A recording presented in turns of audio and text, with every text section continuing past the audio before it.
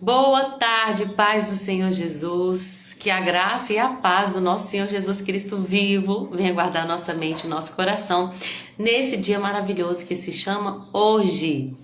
Obrigada, Senhor, pelo presente, obrigado pelo ar que respiramos, obrigado pelo acesso à Tua Palavra, obrigado por podermos compartilhar dela, obrigado por tudo, Senhor, nós te louvamos e agradecemos em nome de Jesus. Então, gente, mais um dia para meditarmos na Palavra de Deus. Hoje nós lemos 3 capítulos da Bíblia, do livro de Números, que são os capítulos 16, 17 e 18. E eu queria falar um pouquinho sobre esses capítulos para quem o Senhor direcionar a ver essa live. Amém? Capítulo 16, gente, vai falar de uma coisa complexa que aconteceu ali naquele tempo. Lembrando que, contextualizando, o povo está no deserto ainda. Acabaram de ser libertos do Egito.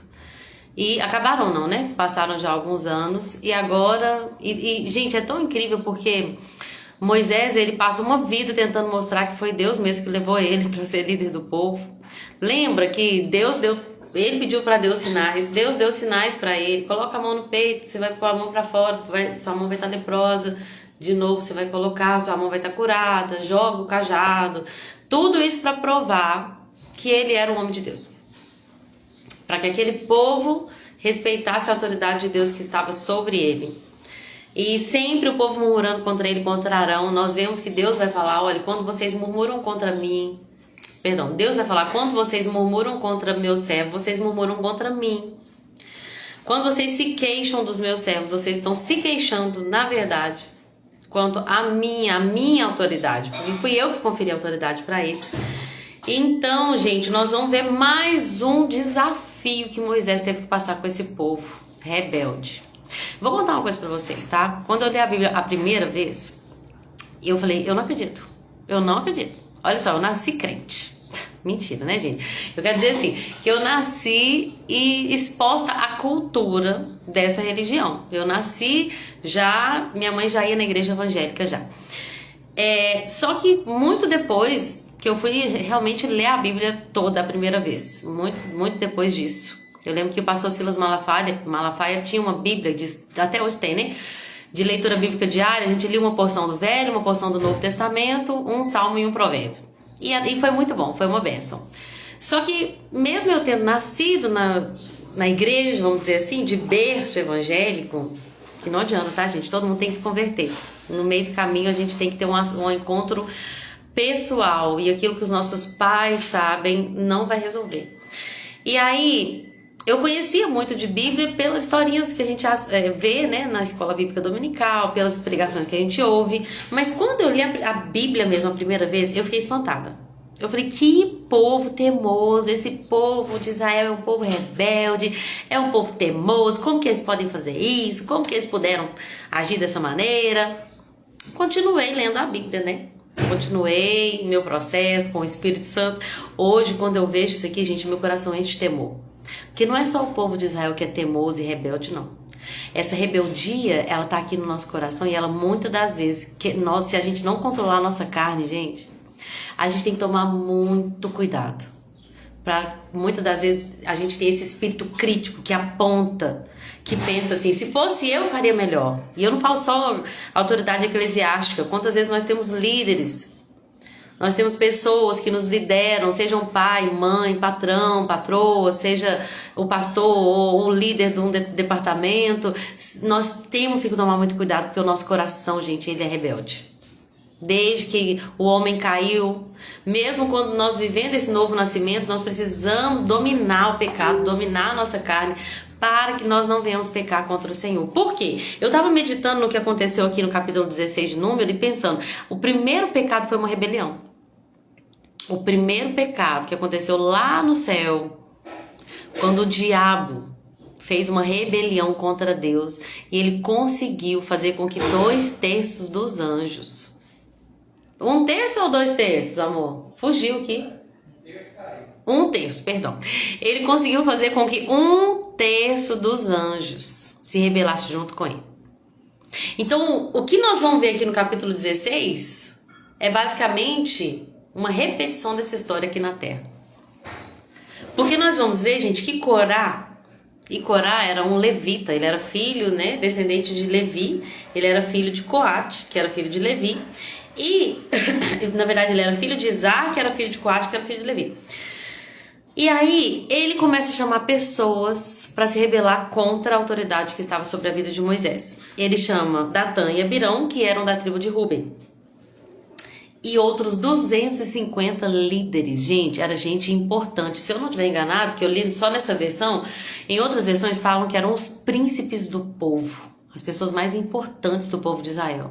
O povo, gente, que foi guiado por Moisés. O povo que viu Moisés indo de encontro ao faraó e falando de cada praga e orando para que as pragas cessassem. O povo que viu, Dona Piedade, boa tarde, minha querida, que bom ver a senhora por aqui, que Jesus te abençoe, viu? Você e toda a sua família, em nome de Jesus. Aquele povo, gente, tinha visto Moisés ali na presença de faraó, Moisés entrando agora eu vou falar do deserto, Moisés entrava na tenda, Moisés saía com o rosto brilhando, Moisés, gente, não tinha o que duvidar que ele era um homem de Deus. Mas agora, Corá juntou outras duas pessoas de outra tribo, né? Lembrando que Moisés era levita, tá? Então, quando Corá se levantou contra Moisés, ele estava se levantando contra a sua própria família. Contra a sua própria família. Ele junta pessoas de outras tribos e outros 250 príncipes. E eles começam a falar assim, por que Moisés acha que é superior da gente? Por que esse homem acha que é melhor do que a gente? Por que Moisés acha que só ele é um homem santo? Só ele que é consagrado ao Senhor? Não, todos nós somos. Vamos, gente, vamos reclamar aqui, vamos buscar para nós também essa autoridade que está sobre Moisés. E isso, gente, que ele fez, que Corá fez, nos lembra muito aquilo que o diabo fez lá no inferno. Lá no céu. Quando ele começa a questionar, mas por que é só Deus que senta lá no alto do trono? Por que todo mundo adora ele? Lembrando que a Bíblia diz que ele era um músico, que ele liderava a adoração no céu. E quando eu falo isso, eu me refiro a Lúcifer. E ele não ficou sozinho nessa, gente. Ele levou 1/3 de todos os anjos com ele nessa rebelião. Corá está fazendo isso, está se rebelando contra Moisés. E aí, quando Moisés ouve isso, a Bíblia diz que ele se curva, rosto em terra. E ele diz então a Corá e aos seus seguidores, amanhã o Senhor vai mostrar quem que é consagrado a ele, quem que é santo. Amanhã Deus vai mostrar. E aí, o que acontece? Nós vemos que, eu acho interessante que Moisés até chama, porque Moisés começa vou falar xingar. Moisés começa a xingar Corá. E ele fala com Corá assim, o que é isso? Basta, levitas, já não basta o fato de que Deus deu para vocês a honra, o privilégio de estar perto dos objetos sagrados, de servi-lo no tabernáculo. Agora vocês querem o sacerdócio também? Vocês não estão satisfeitos com aquilo que Deus te deu? Vocês querem mais? Esse era o problema que estava acontecendo ali, gente. Aqueles homens já tinham tido um grande privilégio de Deus de servir no tabernáculo, mas a inveja, a disputa, a competição, que são sentimentos que provém da nossa carne, são obras da carne, que tem que morrer, gente. E não é porque a gente foi batizado ali na água do batismo que esses sentimentos não vêm à tona de novo. Nós temos que crucificar a nossa carne com as nossas paixões, todos os dias. Não fazemos aquilo que queremos, crucificamos, assim como Cristo, Jesus falou, quem quiser vir a mim e me seguir, toma a sua cruz e siga-me.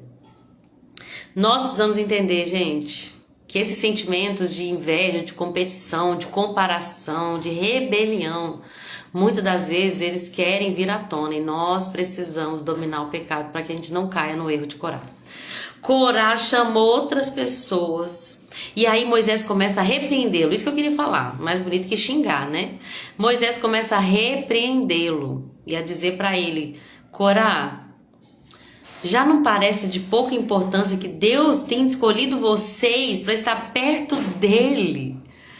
Agora vocês querem também o serviço sacerdotal? E eu acho interessante que Moisés manda chamar Datã e Abirão, como se Moisés estivesse ali dando uma oportunidade para eles. Mas eles se recusam a ir.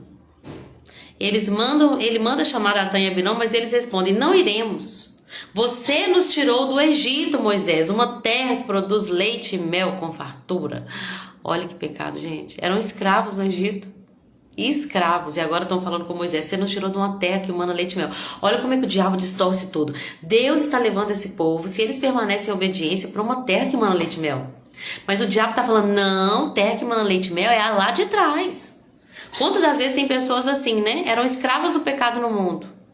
E às vezes o diabo tá falando lá, não, feliz era você, quando você ia nas festas, nas baladas, quando você tinha oportunidade de beber o que você queria beber, quando você tinha a mulher que você queria ter, que não tinha essa pressão do compromisso. Quem faz essas distorções, gente, é o inimigo das nossas almas, o diabo e os seus anjos, seus demônios, que querem distorcer o que é verdadeiramente a promessa de Deus. A promessa de Deus é, eu vou levar vocês a uma terra que emana leite e mel. O que o diabo vem e fala, não, é aonde vocês estavam que era uma terra boa. Mas a gente era escravo, não era, não. Vocês tinham que trabalhar um pouco mais, mas tinha carne de graça. Vocês tinham acesso a peixe, aos peixes do Nilo. Mentira, era escravo, era infeliz, porque clamava a Deus por restauração. Cuidado com as mentiras que o diabo fala, gente. Precisamos focar naquilo que Deus diz ao nosso respeito. Porque o diabo vem com mentiras e distorções. É assim que ele fez com Jesus lá no deserto. Que ele nunca mudou. O jeito dele de trabalhar é o mesmo desde o jardim. Ele distorce a palavra de Deus. Mas não está escrito que aos seus anjos dará ordem ao seu respeito. Ele quer fazer Jesus pecar a todo custo. Porque se Jesus pecasse, ele não seria a expiação perfeita, o sacrifício perfeito, e assim nós não teríamos acesso ao trono da graça. Por isso que o diabo quis fazer Jesus pecar, mas Jesus não pecou em nada. Tapa na cara do diabo. Nosso Senhor não pecou, não resvaleceu seus pés. Ele foi fiel até a morte e morte de cruz, o sacrifício perfeito, eterno de redenção para a minha e para a sua vida. Para a vida de todos que passaram e para a vida de todos que ainda vão nascer. O sacrifício perfeito de Jesus, que não caiu nas distorções do diabo. O que aconteceu, gente? Vou resumir aqui. Moisés falou, então vamos ver quem é de Deus e quem que não é. E Moisés, ele é muito intercessor, gente. Ele é muito de Deus. Ele intercede pelo povo, mas aquela rebelião foi tão grave que ele não intercede por Corá. Ele só fala assim, vamos ver quem é de Deus, quem que não é. Tragam os seus incensários, eles vão lá e tragam um incenso. Eles acendem o fogo, o próprio fogo deles. Me lembro muito de Nadab e Abiú, né? Que vão acender, vamos fazer do nosso jeito? Pra que fazer do jeito de Deus? Vamos fazer do nosso jeito que dá certo também. Vamos ver se vai dar certo. E aí Corá instigou toda a comunidade contra Moisés e contra Arão. Eles se encontram à tenda do encontro. E aí, vou resumir, Moisés fala assim, vamos ver quem é de Deus e quem que não é. Se esses homens morrerem de causas naturais, morrerem de velhice, então eu não fui escolhido por Deus, Moisés falou. Agora, se a terra abrir e eles forem engolidos pela terra, por um buraco na terra, vocês vão saber que foi Deus quem me colocou para ser líder de vocês. Enquanto Moisés falava, gente, na verdade a Bíblia diz assim, versículo 31 do capítulo 16, mal ele havia acabado de dizer essas palavras, o chão debaixo deles rachou. Gente do céu, a gente precisa tomar muito cuidado com isso. Por que a gente tem que tomar muito cuidado? E também veio fogo do céu e matou aqueles 250 homens. Aqueles 250 príncipes que se levantaram também. Por que, gente, que acontece tudo isso? Porque o sacerdócio apontava para Jesus. Aquele que fazia expiação pelos pecados. O sacerdócio apontava para Jesus. E Deus está falando assim, nenhum outro sacerdote vai ser escolhido. Não é o povo que escolhe. Sabe quem que inventa outros cristos? Esse espírito do anticristo, o diabo que inventa outras maneiras de nós termos acesso ao céu que nunca vão ser bem-sucedidos, porque Jesus é o único caminho. Ele é o caminho, a verdade e a vida. Deus está mostrando através da rebelião de Corá, Datã e Abirão. Corá, Datã, ficou esquisito agora que eu falei. Corá, Datã e Abirão, isso mesmo. Que Deus está falando? Só tem um sacerdote. E esse sacerdote é Jesus Cristo.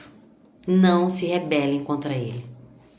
Não se rebelem contra ele. Aquele povo, quando eles estavam se rebelando contra Arão, contra Moisés, eles estavam se rebelando contra a imagem do filho que viria a ser revelado depois. O diabo, gente, ele quer criar novos cristos, pessoas que vão... a gente é tão rápido para idolatrar pessoas, a gente é tão rápido para idolatrar coisas, e a gente cria ídolos no nosso coração. Se eu tiver isso, eu vou ser feliz. Se eu tiver isso, eu vou conseguir. Se eu tiver isso, eu vou ser salvo. E a nossa salvação, gente, só vem através de Jesus Cristo. Cuidado com outros cristos, falsos cristos que prometem que vão levar você para o céu, que prometem que vão trazer felicidade, que prometem que vão resolver o seu problema. Só Jesus é a nossa salvação. Ele é a nossa rocha. Quando aqueles homens estavam se rebelando contra Arão e Moisés, eles estavam se rebelando contra aquilo que estava pré-figurado ali, que é Jesus. Arão representava Jesus. Na verdade, Jesus viria para ser um sacerdócio melhor do que Arão. Mas a lei representava, era uma sombra daquilo que Jesus fez por nós. E se aquele povo se levantava contra Arão, ele estava se rebelando contra Jesus. Deus, acho que pensou em matar todo mundo de novo. E Moisés se prostra com o rosto em terra. E ali Eleazar vai fazer um sacrifício para que toda a comunidade, para que aquele povo não fosse todos mortos. Porque todos se rebelaram. E sabe o que é pior, gente? Quando aquele povo viu que tudo que tinha acontecido, eles começam a reclamar de Moisés de novo. Eles começam a se queixar de Moisés e de Arão. E eles falam para Moisés e para Arão: vocês mataram o povo do Senhor. Olha como é que a gente tem que tomar cuidado, gente, porque o diabo, ele distorce tudo. Eles foram mortos pela sua própria rebeldia, mas o povo começou a falar: Moisés, você matou esse povo. Esse é o povo de Deus e você matou o povo de Deus. A culpa é sua. Não, eles morreram pela sua própria rebeldia. A gente é tão rápido para achar culpados, né? Meu Deus, vocês mataram o povo do Senhor, mas enquanto se reuniam para protestar, a presença gloriosa do Senhor apareceu. E Deus falou: afaste-se dessa comunidade, Moisés, porque eu vou destruir esse povo agora mesmo. Moisés e Arão se prostram com o rosto em terra. E Moisés diz a Arão: rápido, pegue o incensário, coloque nele as brasas do altar, leve ali, faça expiação pela comunidade. Meu Deus. Pensa se fôssemos nós, um povo se rebelando contra nós. Deus já provou que nós somos os homens, as mulheres de Deus, estão se rebelando contra nós e agora eles vão morrer porque Deus falou que vai morrer. A gente fala assim: infelizmente não posso fazer nada. Mas sabe o que Moisés e Arão fizeram? Não. Moisés falou para Arão: vai lá, Arão, faça um sacrifício, faça expiação pela comunidade, senão Deus vai matar todos. Arão correu, gente. A praga já tinha começado a matá-los, mas Arão queimou o incenso, fez a expiação por eles. Naquele dia, 14.700 pessoas morreram da praga, sem contar os que tinham morrido por causa da rebelião de Corá. Mas quando Arão fez o sacrifício, a praga cessou. Meu Deus, isso é muito forte, gente. A gente tem muita coisa para aprender acerca de tudo isso que nós vemos aqui, mas alguns pontos que eu quero destacar. Cuidado com a rebelião. A Bíblia diz que toda autoridade foi dada por Deus, então cuidado com aquilo que você fala de pessoas que são autoridade na sua vida. Mãe, pai, patrão, pastor, líder, todos que são autoridade na sua vida. Foi Deus quem colocou, foi Deus quem instituiu. Isso diz a Bíblia em 1 Timóteo. Deus instituiu a autoridade. Cuidado com as coisas que você fala dos seus líderes. E eu falo isso com muito temor, tá? Porque a maledicência é uma coisa que Deus está falando comigo. Cuidado com a maledicência, cuidado com o espírito crítico, cuidado com a rebeldia do seu coração. E cuidado também com as distorções, cuidado com aquilo que o diabo diz, distorcendo. Gente, hoje eu senti muito forte, uma luta espiritual muito forte na minha mente, sobre quem eu sou. E logo eu entendi, amanhã nós temos um evento, logo não, eu fiquei a manhã inteira numa luta assim, sabe? Muito pesado, eu senti que era uma luta espiritual muito pesada. E agora de tarde tentei orar e eu não estava conseguindo. E aquela, sabe quando começa a vir dúvida? Gente, será que eu tô no caminho certo? Será que eu tô fazendo o que Deus quer que eu faça? Será que eu sou mulher de Deus? Será que eu sou filha? E aquela luta na minha mente, quando de repente o Espírito Santo abriu meu entendimento. Você está numa batalha espiritual e o diabo está tentando tirar você desse lugar de autoridade, de filha. E quando eu entendi isso, eu entendi, sabe? Deus me levou lá quando Jesus estava no deserto e o diabo vai falar assim: se você é filho de Deus mesmo. Eu achei tão interessante porque olha só, ele coloca uma condição naquilo que Deus falou com Jesus: você é meu filho amado em que eu tenho prazer. Você é o meu filho amado. Ele coloca uma condição no quesito filho e ele remove a palavra amado. Nós temos essa luta. Muitas vezes o diabo quer que nós não nos sintamos amados por Deus, que nós não sintamos que nós fazemos parte da família de Deus, que nós achamos que nós não merecemos, então por isso nós somos pecadores, estamos fadados a um destino de perdição.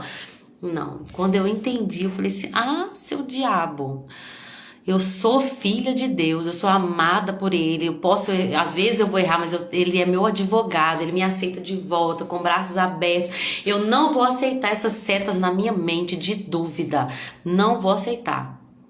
E eu não sei porque eu tô falando isso aqui, mas eu sei que Deus sabe. Eu tenho certeza que essa luta não é só minha não, de identidade. Firme sua identidade no Senhor, porque você é filho, filha amada. Amado, amada. E cuidado com essas distorções, então, que o diabo vai dizer, ele vai distorcer, gente. Nós não temos que dar muita glória não, nós não damos glória nenhuma para o diabo. Nós não exaltamos o seu poder. Eu não gosto de pessoas que falam: o diabo fez isso, o diabo fez aquilo, o diabo. Sabe que as pessoas que falam mais do diabo que de Deus? Não sou eu, vocês sabem muito bem, porque eu amo falar de Deus aqui, quase nunca falo sobre o nosso inimigo, porque eu não gosto de potencializar as armas dele. As armas de Deus são muito maiores. Mas nós não ignoramos os desígnios dele, que quer, muitas das vezes, nos tirar desse lugar de compreensão, de identidade de filhos. Nós somos filhos e com ele somos herdeiros, co-herdeiros com Cristo. Nós não mendigamos, nós sentamos à mesa com o Pai. Ele vai nos repreender direto. O pai repreende o filho que ama, mas nós não deixamos de ser filho. Minha filha pode fazer o que for e eu posso ficar com raiva, eu posso castigá-la, eu posso... Nossa, Deus! Mas ela nunca vai deixar de ser filha. Nunca. Ela é a minha filha. E aí uma coisa muito interessante acontece no capítulo 17, gente, que Deus manda cada líder do povo das 12 tribos de Israel, cada líder deveria trazer uma vara. E ele queria comprovar mais uma vez que o sacerdócio vinha de Arão, né? E aí cada um desses 12 líderes leva uma vara, e a vara de Arão também é levada. E no outro dia, quando Moisés entra ali, cada um escreveu seu nome, né, nessa vara. A vara daquele que eu escolher vai florescer. Deus falou: eu vou acabar de uma vez com a murmuração e queixa dos israelitas contra vocês, contra Moisés e contra Arão. Deus está provando que foi ele quem deu autoridade para Arão e para Moisés. E aí Moisés deu as instruções. No dia seguinte, quando Moisés entrou, ele não viu uma vara que só floresceu. A vara tinha florescido, produzido brotos, produzidos botões, flores e amêndoas. Gente, que vara que floresce longe da raiz. Qual é a vara que, quando cortada, produz alguma coisa? Mas a vara de Arão produziu não apenas flores, gente, produziu brotos, botões, flores e frutos, que era uma amendoeira, então ela produziu amêndoas. De um dia para o outro, fora da raiz. Deus estava provando que Arão era o homem escolhido por ele para o sacerdócio. E aí, uma coisa que meu marido falou que eu achei tão interessante, porque nós falamos aqui, eu falei aqui que uma coisa que Deus colocou no meu coração, que quando eles se levantaram contra o sacerdócio, eles estavam se levantando contra uma pré-figura de Jesus. E aí meu marido falou outra coisa que eu fiquei impressionada, que quando a gente fala do candelabro, o candelabro tinha botões de amendoeira. Ele tinha amendoeira nele, então a amendoeira ela vai trazer essa representação para o Espírito Santo. Então quando a gente vê ali essa vara de Arão florescendo, nós temos essa figura do Espírito Santo. Então quando esses homens se levantaram contra Arão, eles estavam se revoltando contra o sacerdócio de Jesus e contra a liderança do Espírito Santo. Não era uma rebelião qualquer, não era só uma coisa contra um homem, era contra Deus. Aquilo que estava acontecendo ali, gente, era novamente aquilo que tinha acontecido no céu. Novamente eu repito isso. Mas Deus provou que Arão era o homem que ele escolheu. Por mais que Arão, gente, fosse pecador, a gente brinca aqui em casa. Eu não sei o que Deus tinha dessa misericórdia com Arão. Arão estava lá no bezerro de ouro. Arão criticou Moisés também, mas só Miriam que ficou leprosa. Eu creio que Deus estava guardando o povo, porque se não tivesse sacerdócio, a presença não ia poder andar no meio do povo. E se Deus continuasse habitando no meio do povo sem o sacerdócio, todo o povo seria morto. Teria de ser exterminado, porque o pecado não anda junto com as trevas, né? E aí no capítulo 18 vai falar um pouquinho dos deveres e dos deveres dos sacerdotes, dos levitas e do sustento deles que vinha das ofertas, né? Aquele povo na antiga aliança, ao invés de devolver dízimo para a instituição igreja, que hoje nós entendemos que é o corpo de Cristo, aquele povo, eles entregavam ofertas aos da família de Arão, aos levitas, na verdade, não só aos sacerdotes, mas aos levitas. Os levitas não tinham parte na divisão das terras. Quando Josué começa a batalhar ali para conquistar as terras de Canaã e aquele povo começa a receber sua herança, Deus vai falar: os levitas não vão receber herança, porque eu sou a sua propriedade e a sua herança. Não sei vocês, mas eu amo essa passagem, eu tomo para mim. Senhor, tá todo mundo conquistando, tá todo mundo fazendo, tá todo mundo... Quanto a mim, Senhor, é a minha herança. Eu amo, gente, eu amo quando o Senhor envia para mim as coisas, sabe? Tem um tempo já que eu tô nessa de depender do Senhor. E não é totalmente, porque eu tenho um marido, né? Eu tenho um marido que Deus usa ele para trazer provisão para minha casa. Eu sei que para muitas pessoas é mais difícil isso, mas quando eu saí do meu serviço, essa palavra ela veio muito forte no meu coração. Agora você vai ver que você pode conquistar coisas com a sua própria mão, mas você vai ver o que eu posso fazer, o que é depender de Deus e receber de Deus o seu sustento, a sua necessidade. E tem sido anos assim, não são fáceis, mas quando Deus envia algo e a gente vê que, meu Deus, nós podemos até conseguir algo com as nossas próprias mãos, mas é infinitamente menor daquilo que Deus pode nos dar. A começar pela salvação, pela alegria da salvação, pela paz que excede a todo entendimento, pelo cumprimento de propósito, né? Como é bom estar onde Deus quer que nós estejamos e cumprir o propósito dele na nossa vida. E tem sido bênção. Nunca me faltou nada. Às vezes faltava assim um pouquinho de pudim, né? Porque Deus, a Bíblia diz que Deus nos dá o pão de cada dia. Às vezes a gente quer que Deus nos dê o pudim de cada dia, né? E Deus começou a me mostrar: Lorena, tem coisa que você quer, mas que não é necessária. Eu vou te dar tudo que é necessário. Mas aí quando eu comecei a entender que eu já tinha o necessário e comecei a me contentar com o necessário, ele começou a me dar muito mais do que o necessário. E hoje eu tenho vivido essa provisão e eu sei que muito mais de Deus vai vir. E eu me alegro em poder dizer: o Senhor é a minha propriedade. Ele é a minha herança. Nesta terra, o Senhor é a minha herança. É a nossa herança. Amém? É isso que Deus colocou no meu coração, gente. Hoje nós lemos 3 capítulos do livro de Números. Como eu disse, né? 16 a 18. Amanhã nós vamos ler mais 3. E eu estarei aqui, se o Senhor Jesus permitir, para compartilhar mais um pouquinho daquilo que Ele colocou no meu coração. Eu agradeço a cada um que ficou aqui até o final. Tô falando muito rápido, né? Qualquer coisa vocês podem colocar aí. Fala mais devagar, por favor. Viu? Meus áudios são os únicos que não dá para ouvir no 1.5 e no 2.0. Porque eu falo meio rápido. Mas é isso, que Deus abençoe a vida de cada um e que nós venhamos ser pessoas mansas e humildes como Jesus é. Não sejamos rebeldes como o diabo, nosso inimigo, mas mansos e humildes como Jesus. A mansidão começa em casa, tá? Quem tiver aí, tiver alguma mulher, Deus tá falando muito comigo sobre submissão.